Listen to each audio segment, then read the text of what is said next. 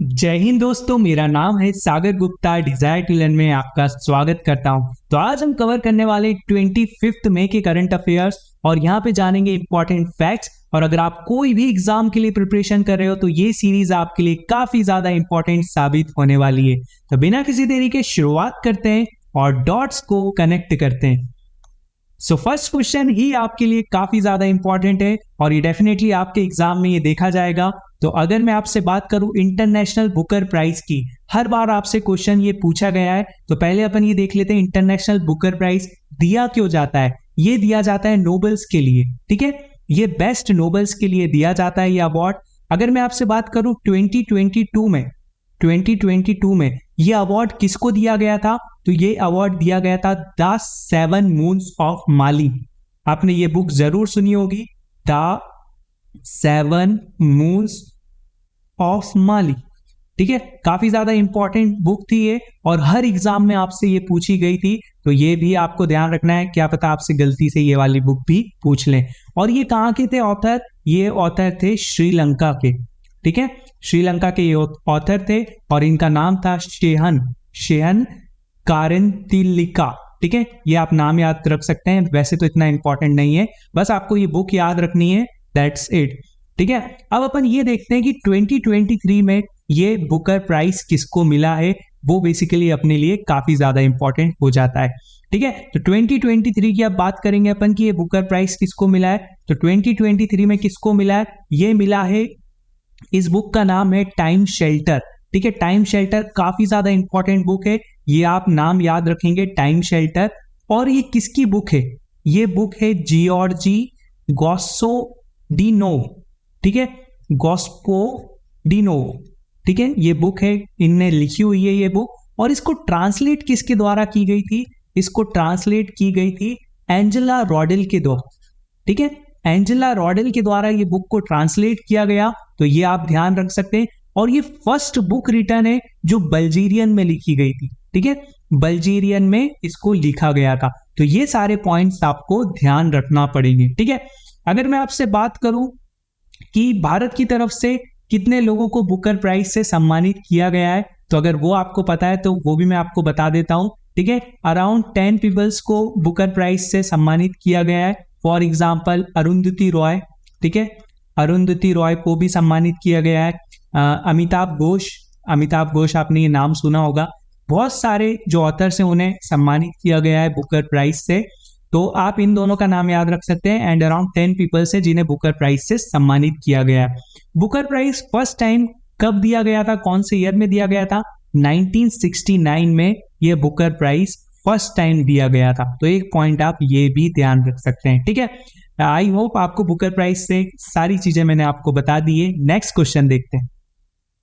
सो next question है historic स्कैप्टर Sengol, ठीक है, ऑन पार्लियामेंट बिल्डिंग, ठीक है। Sengol word derive from which language, ठीक है, कहां से ये डिराइव हुआ है ये वर्ड, इसकी अपन थोड़ी सी हिस्ट्री देखेंगे। एक्चुअली क्या हुआ था, जब पावर ट्रांसफर की गई थी ब्रिटिशर्स के द्वारा, ठीक है, first prime minister Jawaharlal Nehru ji को जब पावर ट्रांसफर की गई थी, तो this is the symbol of power transfer, ठीक है, ये सिंबल था पावर ट्रांसफर का। और इसको क्या बोला गया, इसको बोला गया सेनगोल, ठीक है, सेनगोल इसको बोला गया। ये वर्ड कहां से डिराइव हुआ था, ये डिराइव हुआ था तमिल, ये एक तमिल वर्ड है, तो ये आपको ध्यान रखना है, ठीक है, तमिल वर्ड है। और इसकी मीनिंग भी आपको पता होना चाहिए, इसका मतलब क्या है, इसका मतलब है राइटनेस, ठीक है। तो ये भी आपको ध्यान रखना है, ठीक है। अगर मैं आपसे बात करूं कि जो न्यू पार्लियामेंट बिल्डिंग है वो कब इनॉग्रेट की जाएगी मोदी जी के द्वारा, तो वो इनॉग्रेट की जाएगी 28 मई को, ठीक है। ये पॉइंट भी आपको याद रखना है, ठीक है। इसमें और कुछ तो आपको याद नहीं रखना है। बाकी सेनगोल आज अब भी काफी ज्यादा न्यूज में है, ये सेनगोल इस टाइप का दिखता है, तो ये आपको ध्यान रखना है। और ये कौन सी लैंग्वेज से ड्राइव हुआ है, ये हुआ है तमिल भाषा से, ठीक है। और इसका मतलब भी आपको याद होना चाहिए। जैसे इस बार G20 का आ गया था क्वेश्चन कि ये वर्ड जो इसका थीम है वो कहाँ से डिराइव की गई है, कौन से वेद उपनिषद से या ऋग्वेद से कहां से ली गई है, ठीक है। तो ये इस टाइप का क्वेश्चन आपसे पूछा जा सकता है, ठीक है। नेक्स्ट क्वेश्चन देखते हैं। सो नेक्स्ट क्वेश्चन है which state gets its first Muslim speaker first Muslim speaker मिला है ये स्टेट को। अगर मैं आपसे बात करूं, हाल ही में कर्नाटका में आप सबको पता है कि इलेक्शन हुए थे और कांग्रेस ने यहाँ पे अपनी बहुमत को साबित किया। अगर मैं आपसे बात करूं यहाँ की जो न्यू सीएम, ठीक है, न्यू सीएम यहाँ पे कौन बने, सिद्धारमैया, ठीक है, सिद्धारमैया, ठीक है, आप ये नाम याद रख सकते हैं। और इनका जो फर्स्ट मुस्लिम स्पीकर है, इनका नाम याद रखना है आपको, यूटी खादेर, ठीक है, यूटी खादेर, जो कि 5 बार कांग्रेस एमएलए रह चुके हैं दक्षिण कन्नड़ा से, ठीक है, तो ये भी आप ध्यान रख सकते हैं, बाकी इंपॉर्टेंट नहीं है ना। और ये फर्स्ट मुस्लिम स्पीकर बने कहाँ के, कर्नाटका के, ठीक है, तो ये आपको याद रखना है, डायरेक्ट क्वेश्चन आपसे आ सकता है। अब स्पीकर से ही बात चल रही तो मैं थोड़ा सा आपको पॉलिटी का भी नॉलेज आपके साथ शेयर कर देता हूं। आर्टिकल 178, ठीक है, आर्टिकल 178 में ये बात बताई गई है कि जो लेजिस्लेटिव असेंबली का जो स्पीकर होगा वो आर्टिकल 178 में बताई गई है। अब आप पूछोगे सर जो लोकसभा का स्पीकर होता है वो कौन से आर्टिकल में बताई है, तो वो बताई है आर्टिकल 93 में, ठीक है। ये डायरेक्ट क्वेश्चंस आपसे कई बार यूपीएससी ने पूछे भी गए हैं, ठीक है। और अगर आप पॉलिटी के हैंड रिटन नोट्स लेना चाहते हैं तो एप्लीकेशन डाउनलोड कर सकते हैं, उसमें आपको सारे पॉलिटी के हैंड रिटन नोट्स प्रोवाइड किए जाएंगे इन अ वन शॉट, ठीक है। नेक्स्ट क्वेश्चन देखते हैं। सो नेक्स्ट क्वेश्चन है, when is world thyroid awareness day celebrated. ये देखा होगा आपने, थायराइड हो जाता है गले में, है ना, तो ये कब ये डे सेलिब्रेट किया जाता है। कई बार इस टाइप से क्वेश्चंस एग्जाम में देखने को मिलते हैं, तो ये कब हो जाता है, ये सेलिब्रेट किया जाता है 25 मई को, ठीक है, 25 मई को ये डे सेलिब्रेट किया जाता है, तो ये आप ध्यान रख सकते हैं, ठीक है। नेक्स्ट क्वेश्चन की तरफ बढ़ते हैं। सो नेक्स्ट क्वेश्चन है, which state becomes the India's first fully e governance state, ठीक है। अब जैसे फॉर एग्जाम्पल मैं कल सीएपीएफ की असिस्टेंट कमांडेंट की पेपर 2 की क्लास ले रहा था, तो अगर आप जब ई गवर्नेंस से कुछ भी आएगा ना, ऐसे कुछ भी आएगा आपको ई गवर्नेंस से रिलेटेड कुछ ऐसे आ जाए, तो उसमें जब आप ये सारी चीजें मेंशन करते हो ना, करंट अफेयर्स, तो आपका एक्स्ट्रा पॉइंट आप वहां से चुरा लेते हो, ठीक है। अगर जो आप सीएपीएफ की प्रिपरेशन कर रहे हो तो ये चीज आप बेसिकली ध्यान रखिएगा कि जितना भी करंट अफेयर्स आप एड ऑन करोगे उसमें आपके मार्क्स एड ऑन होते जाएंगे। तो आपको ये बताना है कि कौन सा स्टेट बना है फर्स्ट, जो इंडिया का first fully e governance state हो चुका है, तो वो है केरला, ठीक है। लास्ट टाइम केरला बहुत सारी चीजों में फर्स्ट आया था, for example Dharmadam constituency, Wayanad, है ना, तो लेकिन क्वेश्चन एग्जाम में नहीं पूछा गया, ठीक है। कोई बात नहीं, अपना काम है करंट अफेयर्स पढ़ना और अच्छे से पढ़ना कि कोई भी करंट अफेयर आ जाए अपन उसको काउंटर कर पाए, ठीक है। नेक्स्ट क्वेश्चन देखते हैं। सो नेक्स्ट क्वेश्चन है, in which country international super computing conference है, ठीक है। सुपर कंप्यूटिंग कॉन्फ्रेंस हाल ही में ये हुई, तो ये आपको बताना है कौन सी कंट्री में अभी हेल्ड हुई है, तो ये हुई है जर्मनी में, ठीक है। जर्मनी में ये हुई कॉन्फ्रेंस, इसका नाम क्या है, super computing conference. Recently India's AI super computer Airawat, ये आपने नाम सुना होगा, एरावट।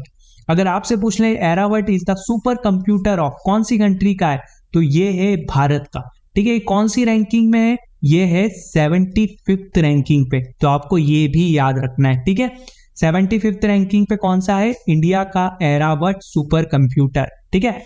अगर मैं आपसे बात करूं जर्मनी का, कल मैंने आपको बताया था कि 2 कंपनी काफी ज्यादा इंपॉर्टेंट है, एक तो ऑडी और एक एडिडास, जो अब स्पॉन्सर करेगी किट भारतीय टीम का, ठीक है। जर्मनी जिसका कैपिटल क्या है, बर्लिन जिसका कैपिटल है, और यहाँ के चांसलर बहुत ज्यादा न्यूज में रहते हैं। यहाँ के चांसलर कौन है, ओलेफ स्कूल्स, ठीक है, ओलेफ स्कूल्स यहाँ के चांसलर हैं, तो आप ये नाम भी याद रख सकते हैं।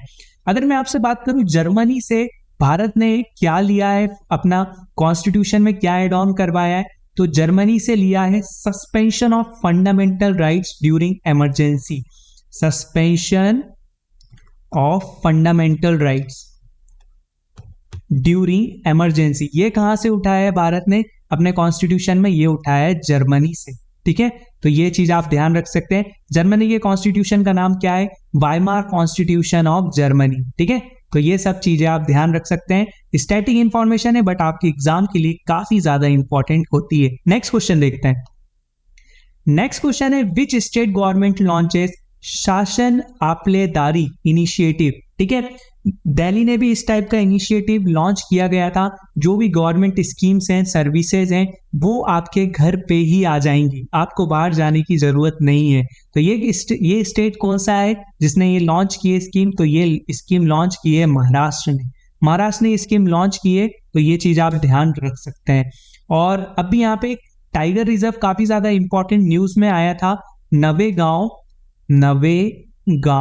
Tiger reserve.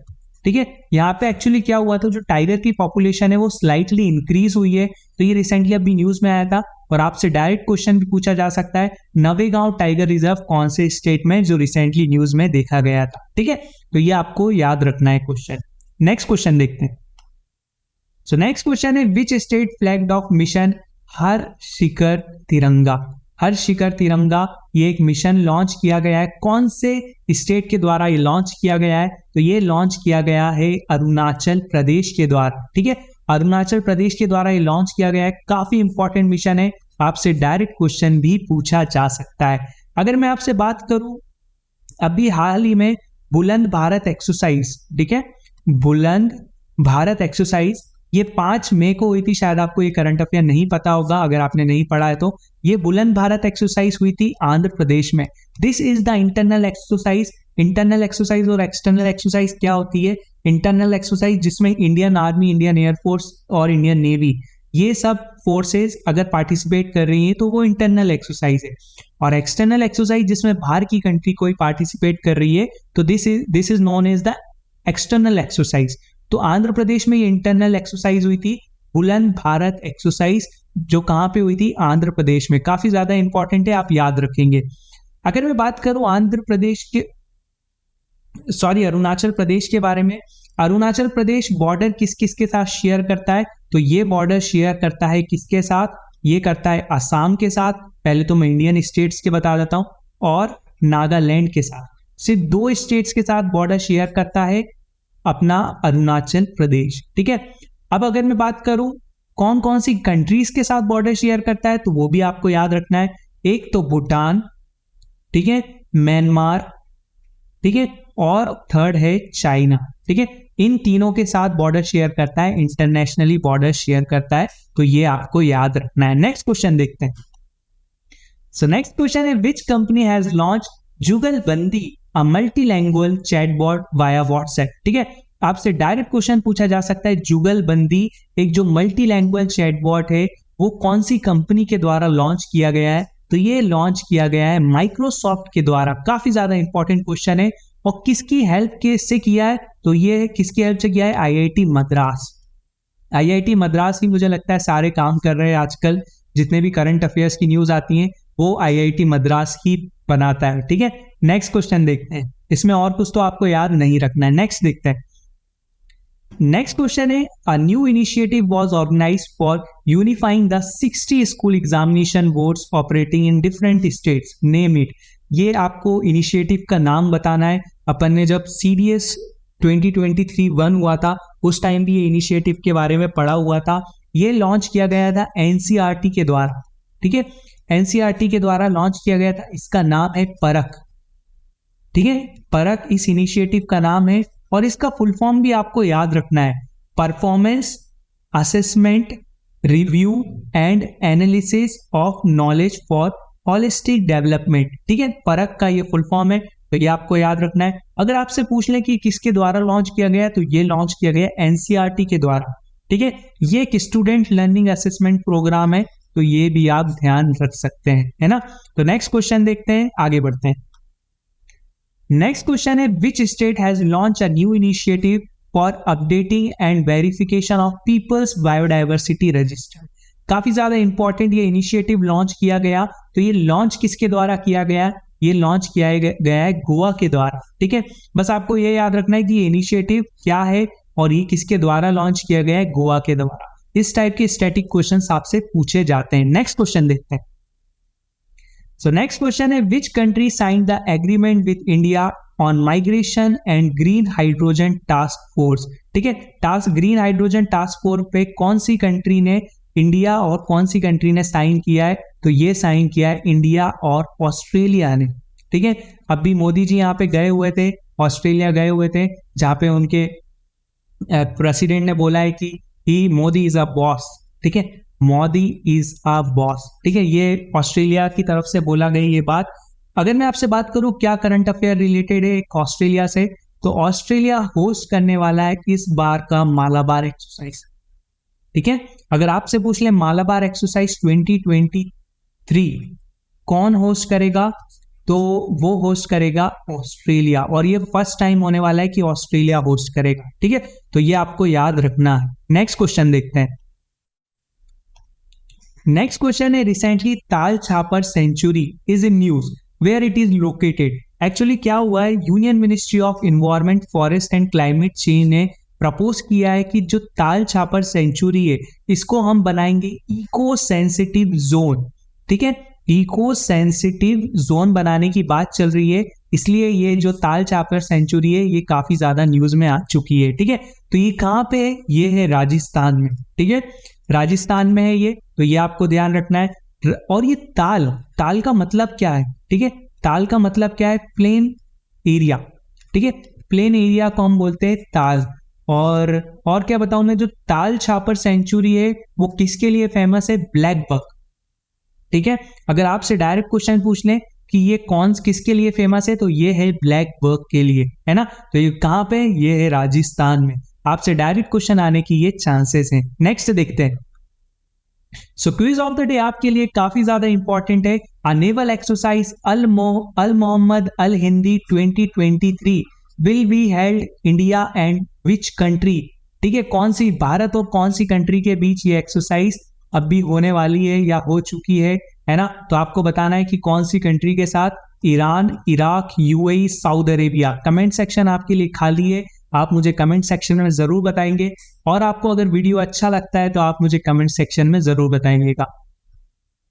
तो आशा करता हूं आपको ये वीडियो पसंद आया, अगर पसंद आया तो आप इस चैनल को सब्सक्राइब कर सकते हैं और अपने फ्रेंड्स के साथ भी शेयर कर सकते हैं। And for the PDF you can download our application, जहां पे आपको फ्री पीडीएफ अवेलेबल हो जाएगी और वीडियो की लिंक भी अवेलेबल हो जाएगी। और अगर आप डेली करंट अफेयर से अपडेट होना चाहते हैं तो इंस्टाग्राम पे फॉलो कर सकते हैं। अगर आप iOS यूजर हैं तो आप वेबसाइट भी चेक कर सकते हैं। थैंक यू फॉर वॉचिंग, मिलते हैं नेक्स्ट क्लास में, जब तक के लिए अपना ध्यान रखिए।